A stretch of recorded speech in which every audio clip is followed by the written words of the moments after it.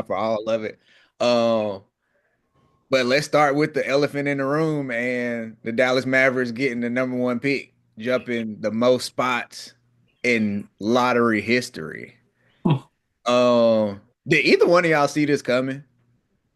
I kind of was like, you know how you be like, imagine if that happens. Like I was like that. I was like, imagine if Dallas get the number one pick. Yeah.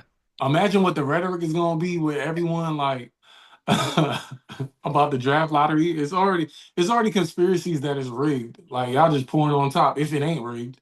If it ain't rigged. Well, Coach, I know you feel it is very rigged, or at least against one team. And I told you in the chat, cuz I gotta let you get your shit off. So go ahead, cuz get your shit off, man. Like Okay, Adam Silver hit that like button. Looking your way, buddy. It just doesn't like the NBA has gotten to the point where they don't even care anymore. Like they just do it in your face. Like y'all are gonna watch this. Y'all are going to be intrigued. No matter how we do it, there's no point in us even hiding this. Um, but before I go on the rant, I seen something interesting. Uh, so for the past 7 years in a row, it seems as if they do teams favors that end up making big moves. And bro. I say that because uh, uh 2010. I'm sorry, I did say 7 years straight. I'll get to that in a minute. But first, 2010, LeBron James makes the decision. He signs with the Miami Heat. Mhm. Kyrie Irving goes to the Cleveland Cavaliers. They get the number one pick. You could use that as a coincidence. The sports fans is like, hey, something ain't right here. But everybody who knows, okay, whatever. 2011, Chris Paul traded to the Lakers, vetoed. Should have been. Traded to the Clippers, traded to the Mhm. Clippers. Charlotte Bobcats have the worst season win percentage in the history of the NBA. They pick second. The Pelicans winning the lottery. All right. 2019, the same Pelicans that traded away Chris Paul. 7 years later, you trade AD to the Lakers. You get Zion Williams, number one pick. Real, Then, real quick. Just a point on that one. At the time, they actually had a less percentage than the Dallas Mavericks to get the number one pick, that Pelicans team. I think they were like 1.6%. But where we're going with this,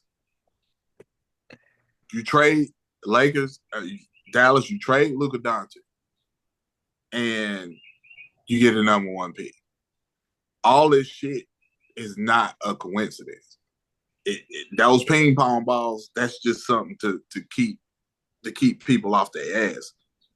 Um, it doesn't pay to be the worst team in the league. Like you might as well try to win because you have the worst record.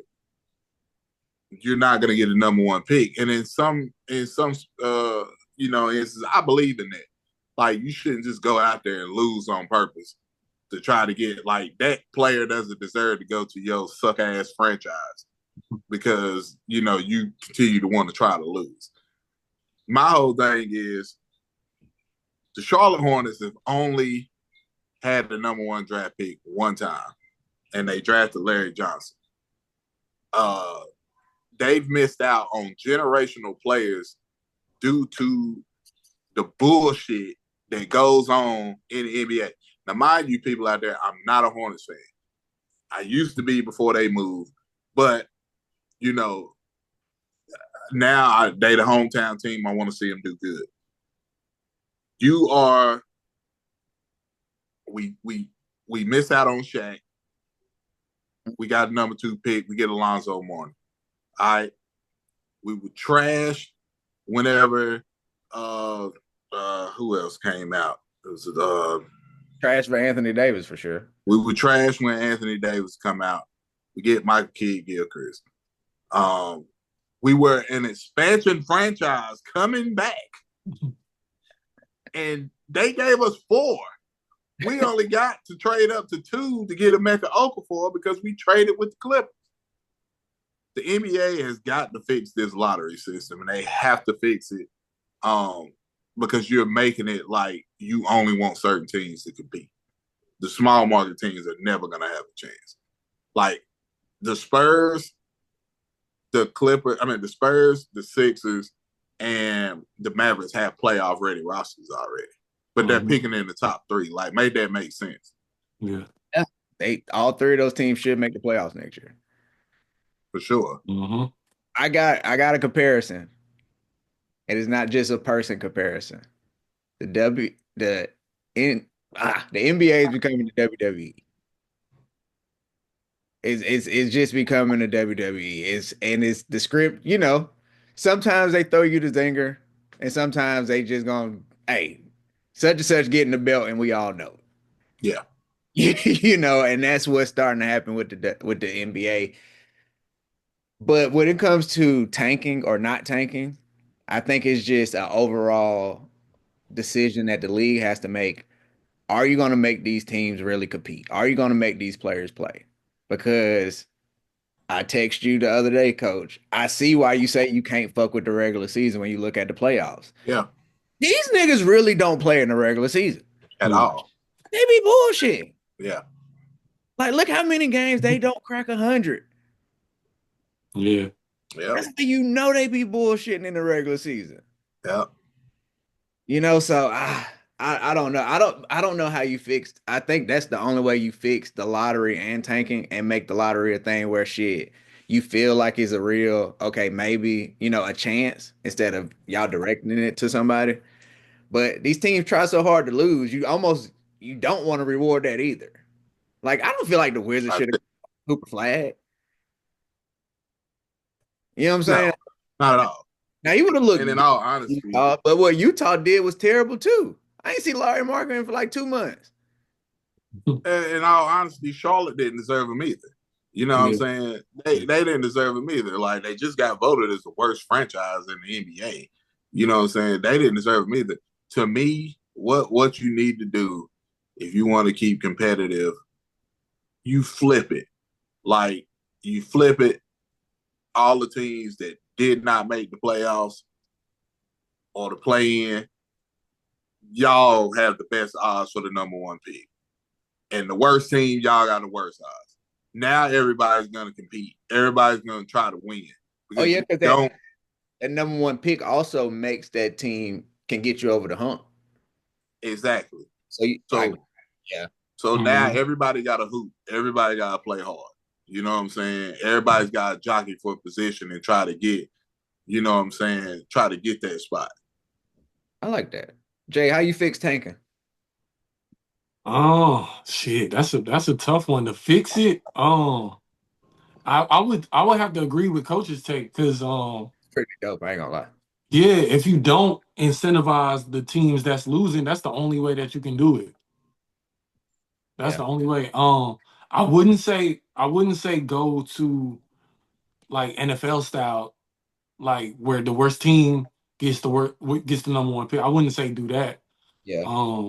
I think that would incentivize tanking. So I think Coach.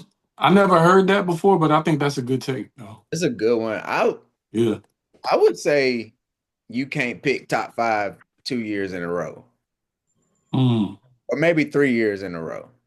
Cause you can try and still fuck around and be a bottom 3 or 4 team. Like if you rebuilding for real, you can pick Wemby and still pick top 5. You know what I'm saying? If the shit trash around you, but like after 3 years, you should not be able to pick in the top. You got to go six or further.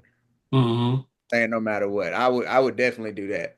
You know what I'm For saying? a while, my bad for cutting you off. For a You're while good. though, I thought I thought the 76ers would get the first pick, and I feel like that situation would have turned into like a David Robinson, Tim Duncan kind of situation where most of them guys was hurt the previous season, which is why they got the first pick or the Yeah. highest pick. And you add somebody like Cooper, like they instantly title favorites. Okay, so you think with Cooper Flag, the Sixers would be contenders, like healthy Sixers? You think they can, guess, be top two in the East, especially you look at Boston now, right? Yeah, Hey, yeah, Coach, definitely. how far apart do you think who they projected to get? Dylan Harper or Ace Bailey? Oh, Do you Spurs, I no, think no, the Sixers? the Sixers they got the third pick, right? So I think they it'll be Bailey, right? they Bailey. look. What I seen this morning, it said Harper. Okay. Mm. Well, how far apart do you think Cooper Flag is from Harper, Coach?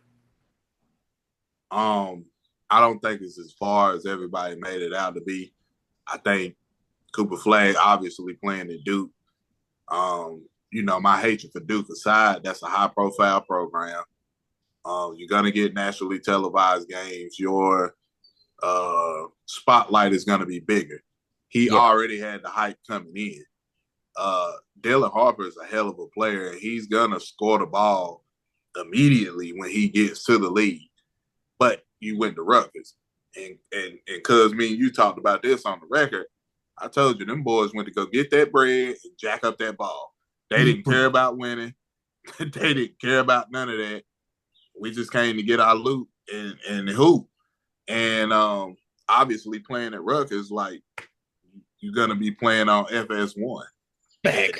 at 9 o'clock randomly, and you're not gonna know that unless you channel surfing. You know Yeah. what I'm saying? Mhm. So I don't think the gap is as big as mainstream media has made it out to be, and I wouldn't be surprised if Dylan Harper turns out to be the better pro. But from a marketing standpoint, it's like you be a fool to pass up on Cooper Flag just for the off the court opportunities that you have with him, not even necessarily on the court. Yeah. Um, If you were the Sixers, would you trade that pick that you got though? for what? It, Bench help because the Philly, like if they come back healthy, they're gonna have Tyrese Maxey, they're gonna have the fingernails dude, McLean? McCain, Jared McCain, yeah, he nice. Paul George. I think he should have got the most overrated player in the league, but we gonna skip that. Um, you gonna have him be what you need, like a power forward and a bench? What you gonna trade it? Yeah, but what power forward you trade a number three pick? That's an expensive ass pick. It is. I mean, shit. Like, you I'm not throw, trading that for Bobby Portis. you throw yourself into the Giannis situation. You throw your hat into the Giannis. And see if what Milwaukee just go full rebuild and take Paul Yeah, George. I mean, yeah. Like, I mean, you right now with the contract Paul George has, you probably can't offload him, but you're probably gonna have to go away. You're probably gonna have to give up Jared McCain. Yeah, for sure. Unfortunately, you know, gonna have to give up some future picks. But I mean, that's the only thing that makes sense for me. Now, other than that, if I'm Philly, I don't really move the pick. I, But at the same time, you have to. It's time to go to the next step. The process is over. You know what I'm saying? So well, you that's kind of why got to keep the pick to start the build for the next wave. because McCain, like we just said, McCain probably would have been rookie of the year. He stayed healthy. You know what Tyrese Maxey is. If Dylan Harper is nice, you can start transitioning into the future pretty seamlessly. It's true. Yeah. Yeah. Like, you take your lumps, go be in the play in a couple years, but they'll be right back. They won't just fall into the basement. Um, and you got to think about that because Embiid probably only got about 2 more years on them knees, bro. Paul George, maybe less. But the team because Dallas just came out and said that they'll flip the pick because I was thinking shit, they might flip it and get in the Giannis conversation. But the Spurs definitely got to be thinking about that pick. and trying to get into the Giannis conversation too, though. Like I would that front court with Giannis and Wemby would be crazy, especially you It, ops. it definitely would be crazy. And you have to. I mean, what would a package like that look like? You probably looking at. You gotta give me Castle. You You know, can't have a conversation with me without Castle. You know what I'm Mm-hmm. saying? so you Mm-hmm. Like go Castle, probably Shohan. I know, Oh no, what no. Johnson? The Keldon Johnson. contracts is gonna have to match up though. Yeah, so you got to put Keldon Johnson in there because he make too much money. Well, Mm-hmm. you keep him and you throw Barnes has got an expiring $20 million deal. Well, yeah, yeah, it's You expired. throw him in there, buy him out, let him go somewhere else. Yeah, Yeah. but yeah. See, the Spurs got the picks. That's really what you want from the Spurs, more so than the players. You know, Right. Mm-hmm. you get the free money, like you say, getting like that 20 million off of Harrison Barnes, and probably throw in another expiring $5-10 million contract so they can like go big game hunting. Even though people ain't going to Milwaukee, man. Mm-hmm. People ain't. But to kind of circle back about this lottery or whatever, like what does the number one pick mean? You know what I'm saying? Because quick trivia for y'all. Who was the last number one pick to start and finish their career with the same team? Magic Johnson or Tim Duncan? Tim Duncan. Mm-hmm. So we're looking at almost 30 years ago. You know what I'm Mm-hmm. saying? When you get the number one pick, it's gonna take time, unless you go into a situation like Tim Duncan did, which that's rare. Yeah, So once you get into that, like by the time you start to compete and by the time you start to get good, they already got one foot out the door. If you go through since 1997, Michael Olowokandi did not finish. He was what he was. He was terrible. He didn't finish. Elton Brand didn't finish with the Bulls. Kenyon Martin didn't finish with the Nets. Kwame Brown, enough said. Yao Ming, I guess you could say him, injury, so we'll say that. We'll say Yao did. yeah, Braun, we already know. Dwight didn't finish in Orlando. Bogut wasn't with Milwaukee. Bargnani wasn't with the Raptors. Greg Oden injuries derailed him. D Rose didn't finish. Blake Griffin didn't finish with the Clippers. John Wall did not finish with the Wizards. Kyrie's not on the Cavaliers. Anthony Davis not on the Pelicans. Anthony Bennett, why did you do that anyway? Andrew Wiggins is not with the Cavs. Cat's not with the Timberwolves. Ben Simmons is no longer with the Sixers. Markelle Fultz is no longer with the Sixers. DeAndre Ayton Two is years no in a row. longer with the Suns. So that just leaves Zion, AE, Cade, Paulo, and Wemby. Hey, Anthony Edwards might not go nowhere. I can see that. Like Anthony Edwards, he's already has the child for the most 30-point games in Timberwolves history. Mm-hmm. Like he can litter his name all over the record books. But yeah, man, stop letting him get the top pick after 3 years. Yeah, and now You look at shouldn't this, have man. back-to-back number one picks. My fault for, but No, you no, shouldn't have back like the 76ers. They should have never even had that opportunity. right. Yeah.